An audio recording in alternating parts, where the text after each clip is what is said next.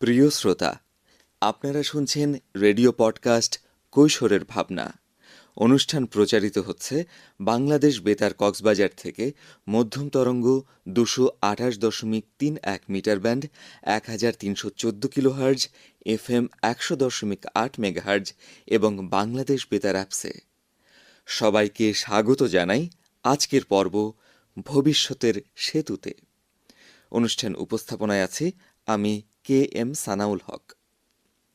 প্রিয় শ্রোতা, যখন সমাজের প্রতিটি কোণায় অসংখ্য তরুণ কণ্ঠ চাপা পড়ে যায় দারিদ্র্যের ভারে, অসমাপ্ত শিক্ষার শেকলে কিংবা সহিংসতার অন্ধকারে, তখন তারা কেবল পাঠ্য বইয়ের পাতা উল্টায় না, জীবনের পাতায় লেখে সম্ভাবনার গল্প। কিশোর কিশোরীদের ভবিষ্যৎ কর্মসংস্থান হবে নিরাপদ, যেখানে শ্রমের নামে শোষণ থাকবে না, কাজ মানেই প্রকৃতি ধ্বংস করে উন্নয়ন থাকবে না। নিরাপত্তা আর সম্মান নিয়ে সবুজের মধ্যে হবে যাদের বসবাস। আমরা শুনব সেই সব গল্প। আজ স্টুডিওতে উপস্থিত আছেন অতিথি কিশোর শামীমুল হক মাহি এবং কিশোরী মামদোহা ইসলাম মম। গল্পের নাম সবুজ লবণভূমি। প্রিয় শ্রোতা, রেডিও পডকাস্ট কৈশোরের ভাবনা প্রচারিত হচ্ছে শিশু, কিশোর কিশোরী ও নারী উন্নয়নে সামাজিক সচেতনতামূলক কার্যক্রমের আওতায় ইউনিসেফের সহযোগিতায় বাংলাদেশ বেতার কক্সবাজার থেকে। অনুষ্ঠান রেডিও সেটে এবং মোবাইল ফোনে শুনতে টিউন করুন মধ্যম তরঙ্গ 228.31 metre band, 1314 kilohertz, FM 100.8 megahertz ও বাংলাদেশ বেতার অ্যাপসে। ফেসবুক পেজ এবং ইউটিউব থেকেও পরবর্তীতে এই অনুষ্ঠান শুনতে পারবেন। এখন শুনুন গল্প সবুজ লবণভূমি। কক্সবাজারের গোরখঘাটা মহেশখালীর উপকূল ঘেঁষা নিসঙ্গ, অথচ কবিতার মতো কোমল এক গ্রাম। চারদিকে নোনা হাওয়া, ধান খেতে লবণের ছোপ, মাছের ঘেরের ফাঁকে ফাঁকে কিছু পানের বরজ, আর লবণ জলের গন্ধমাখা বাতাসে ভেসে আসে মানুষের গান। তবু সেই নোনা জমিনে দাঁড়িয়ে সবুজ ফসলের স্বপ্ন দেখে রিফাত নামের এক কিশোর। বাবার সাথে প্রতিদিন কাঁধে মাছের ঝুড়ি নিয়ে বাজারে যায়, ঘরের কোণে বসে জাল বুনে। সে জানে কাজ হতে হবে শুধু পেট ভরানোর জন্য নয়, সম্মানের, নিরাপত্তার আর নিজের পায়ে দাঁড়ানোর স্বপ্ন। স্কুল শেষে যখন অনেকে মাছ শুকানো, নৌকা ঠেলা কিংবা নারকেল বাগানে কাজ করে, রিফাত তখন বাড়ির পেছনের উঠোনে মাটি করে গাছের পাতা নেড়ে দেখে রোগ লেগেছে কিনা। সে বানায় ছোট্ট এক গবেষণাগার, পুরনো পানির বোতল কেটে ড্রিপ সিস্টেম বানায়, ভাঙা বালতির ভিতরে তৈরি করে মিনি গ্রিন হাউস, কচুরি পানা শুকিয়ে মাছের আঁশ আর খুদের ছাই দিয়ে তৈরি করে জৈব সার। গুগলে সার্চ করে শিখে নেয় কোন গাছ লবণ সহনশীল, কোন মাটিতে কেমন পুষ্টি দরকার। ইউটিউব ঘাঁটতে ঘাঁটতে পায় হাইড্রোপনিক্স, ভার্টিক্যাল ফার্মিং, জৈব সার তৈরির পদ্ধতি। কৃষিবিজ্ঞানের ক্লাসে জানতে পারে প্রযুক্তির মাধ্যমে লবণাক্ত মাটিতেও চাষ করা যায়। এভাবেই বাঁশের গ্রিন হাউসে সে শুরু করে হাইড্রোপনিক পদ্ধতিতে শাকসবজি চাষ। রিফাত স্কুল থেকে কলেজের গণ্ডি পেরিয়ে ভর্তি হয় কৃষি বিশ্ববিদ্যালয়ের অনার্সে। স্বপ্ন দেখে গ্রামের কিশোর কিশোরীরা যেন চাকরির পেছনে না দৌড়ে বরং নিজের মাটিতেই তৈরি করতে পারে উদ্ভাবনী কৃষির জনপদ, যেখানে প্রযুক্তি, প্রকৃতি আর পরিবেশ একসাথে কাজ করবে। এই উদ্যোগের নাম হবে সবুজ লবণভূমি ফার্মস।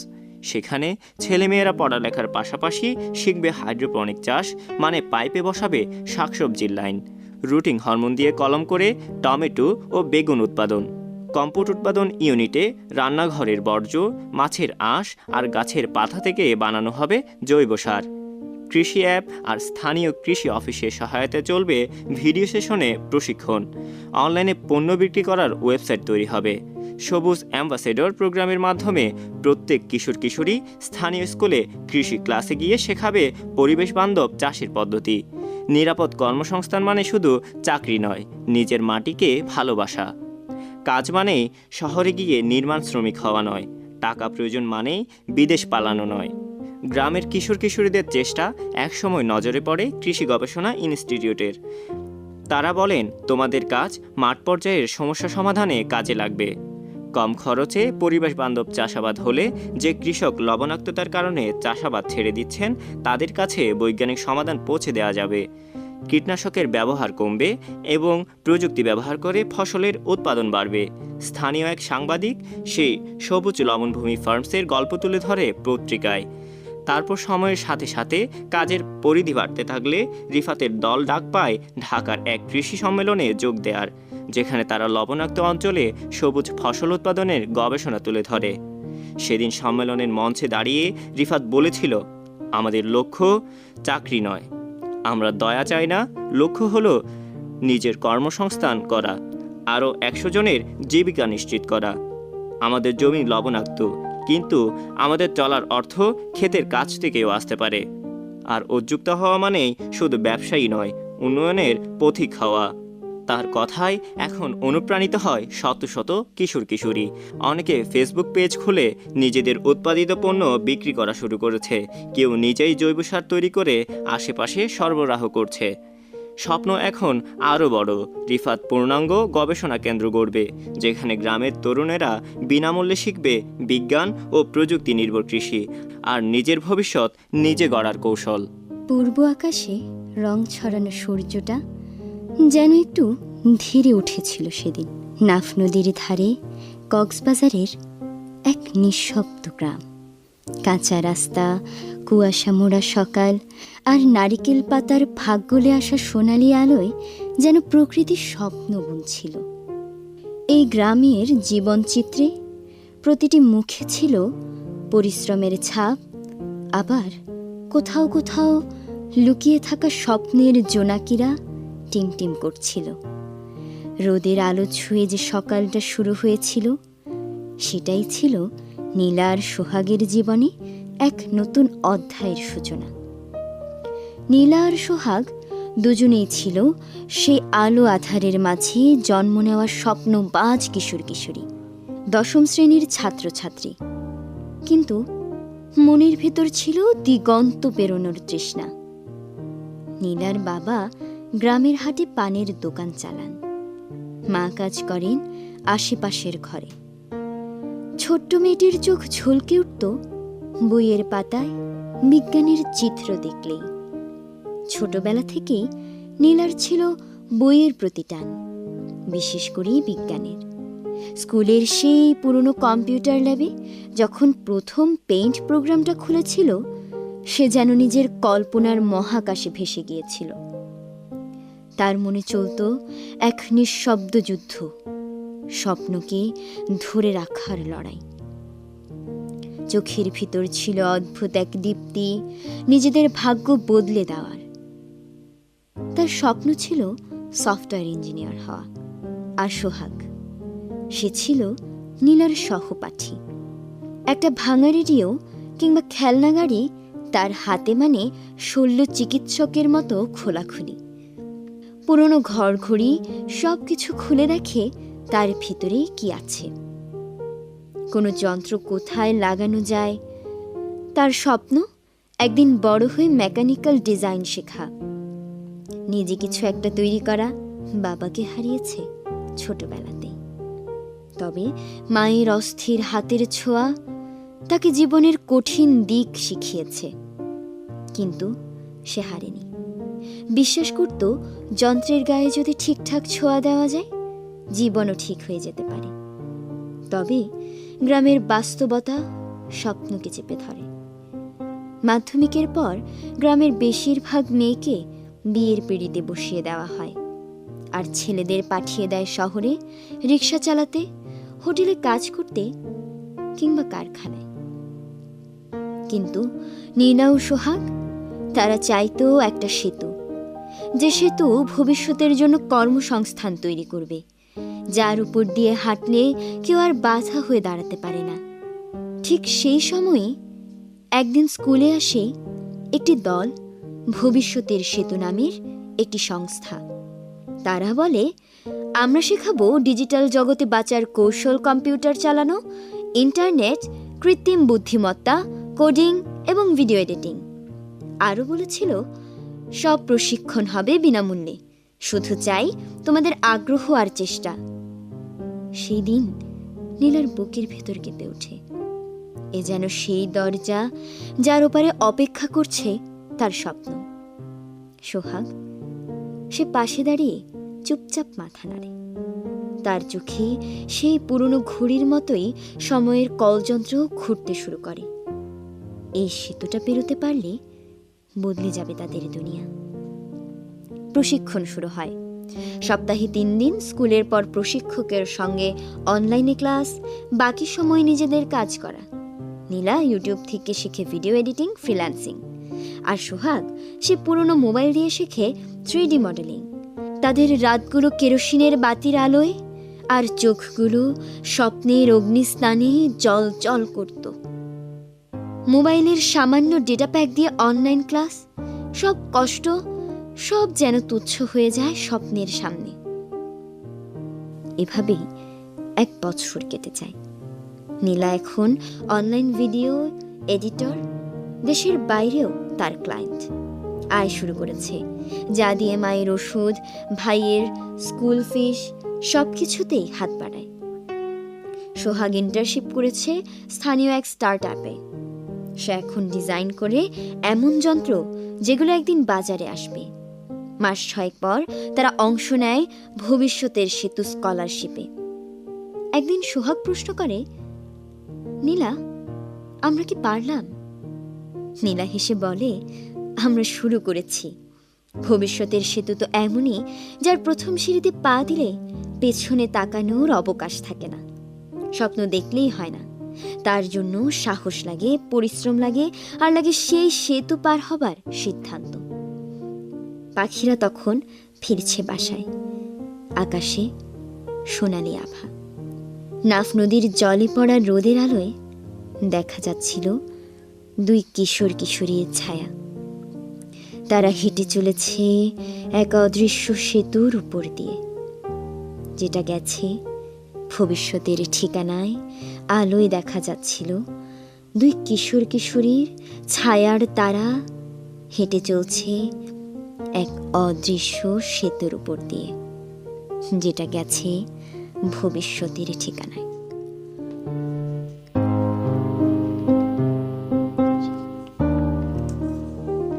প্রিয় শ্রোতা, নিরাপদ কাজ মানে শুধু টাকাই নয়, নিজের মর্যাদায় বাঁচার উপায়। যেখানে কেউ বলে না তুমি ছোট, যেখানে আমাদের ঘামেও আছে সম্মান, আমরা সেই পৃথিবী চাই। নিরাপদ কর্মসংস্থানের অধিকার শুধু শহরের বাণিজ্যিক অফিস বা কলকারখানায় সীমাবদ্ধ নয়।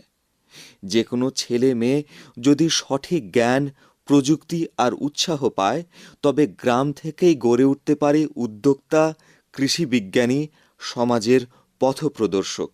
এই বিষয়ে সংলাপ শুনবেন কিছুক্ষণের মধ্যেই আমাদের স্টুডিওতে উপস্থিত কিশোর শামীমুল হক মাহি এবং কিশোরী মামদুহা ইসলাম মমের কাছে। তার আগে উপভোগ করুন একটি গান।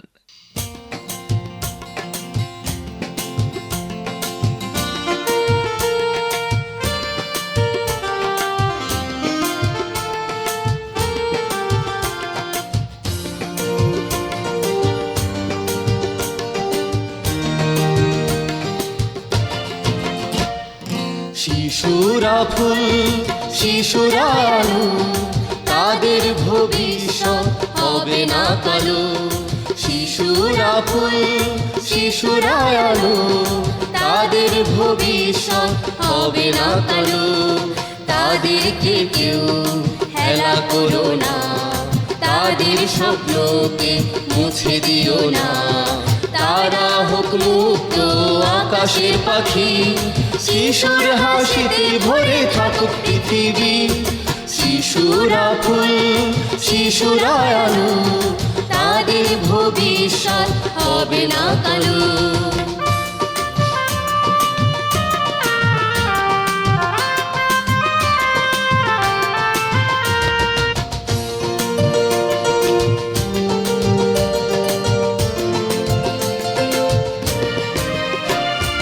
তাদের শিক্ষা, তাদের জীবন সুরক্ষিত থাকুক প্রতিটি স্বপন।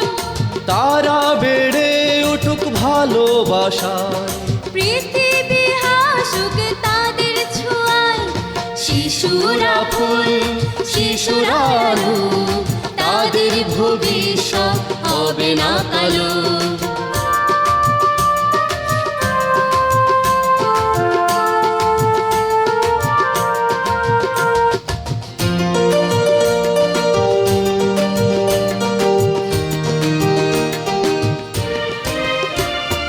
শিশুর অধিকার শিশুর জীবন, সবাই মিলে গড়ি সুন্দর ভুবন, শিশুদের হাতে তুলে দাও আলো। তাদেরকে সবাই বাসবে ভালো। শিশুরা ফুল শিশুরা আলো, তাদের ভবিষ্যৎ হবে না কালো। প্রিয় শ্রোতা, কর্মসংস্থান, আত্মসম্মান সবকিছুতে আমাদের অধিকার। যেখানে আমরা নিজের পায়ে দাঁড়িয়ে কাজ করতে পারবো, আমাদের কাজের মূল্য সম্মানিত হবে। ভবিষ্যতের চাকরি কেবল টিকে থাকার জন্য নয়, বাঁচার আনন্দে ভরিয়ে দিবে। স্বপ্ন শুধু চোখে দেখলেই হয় না, সেই স্বপ্নের জন্য চাই একটা শক্ত সেতু, যেখানে হাঁটবে প্রত্যাশা। এর থেকে উত্তরণের উপায় শুনব আমাদের কিশোর বন্ধু শামীমুল হক মাহির কাছে। প্রিয় শ্রোতা, কর্মসংস্থান, নিরাপত্তা, মর্যাদা এই স্তম্ভগুলো হলো ভবিষ্যতের সেতুকে দৃঢ় করে তোলে। আজকের কিশোর কিশোরীরা হবে সেই সেতুর নির্মাতা। তাদের হাতে থাকবে নিরাপদ কর্মসংস্থানের চাবিকাঠি। কাজ মানে কেবল আয়ের সুযোগ নয়, নিজের পায়ে দাঁড়ানো স্বপ্নকে ছুঁয়ে দেখা। অথচ আমাদের সমাজে এখনও অনেক কিশোর কিশোরী আছে যারা শ্রমে ব্যস্ত, কিন্তু জীবনের আলো থেকে বঞ্চিত। এ আলো ফিরিয়ে আনা আমাদের সকলের দায়িত্ব।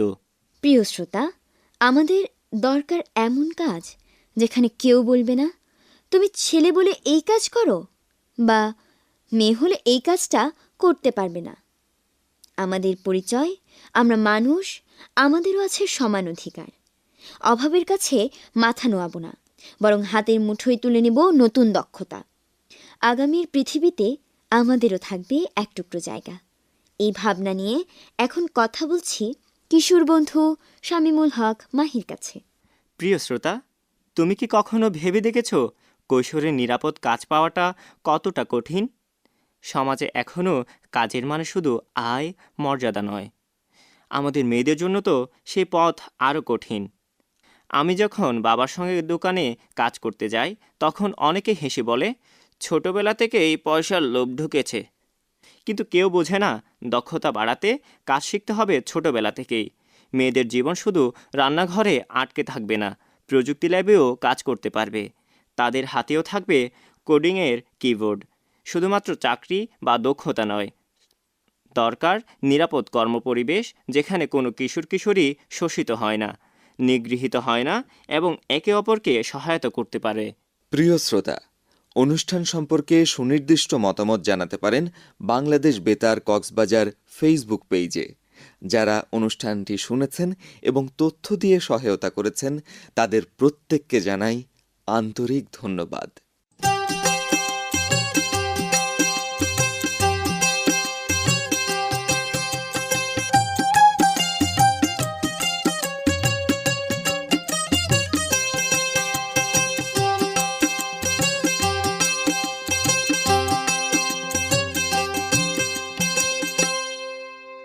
প্রিয় শ্রোতা, নিরাপদ হোক শৈশব ও কৈশোরের জীবন। সকলের সুস্থতা কামনা করে আজকের মতো এখানেই বিদায় নিচ্ছি রেডিও পডকাস্ট কৈশোরের ভাবনা অনুষ্ঠান থেকে। আজকের পর্ব ভবিষ্যতের সেতু প্রচারিত হয়েছে ইউনিসেফের সহযোগিতায় বাংলাদেশ বেতার কক্সবাজার থেকে মধ্যম তরঙ্গ 228.31 মিটার ব্যান্ড 1314 কিলোহার্জ এবং FM 100.8 মেগাহার্জে ও বাংলাদেশ বেতার অ্যাপসে। যারা অনুষ্ঠানটি শুনেছেন এবং তথ্য দিয়ে সহায়তা করেছেন, তাদের প্রত্যেককে জানাই আন্তরিক ধন্যবাদ। পরবর্তী পর্ব নতুন কোনো বিষয়ে শোনার আমন্ত্রণ রইল।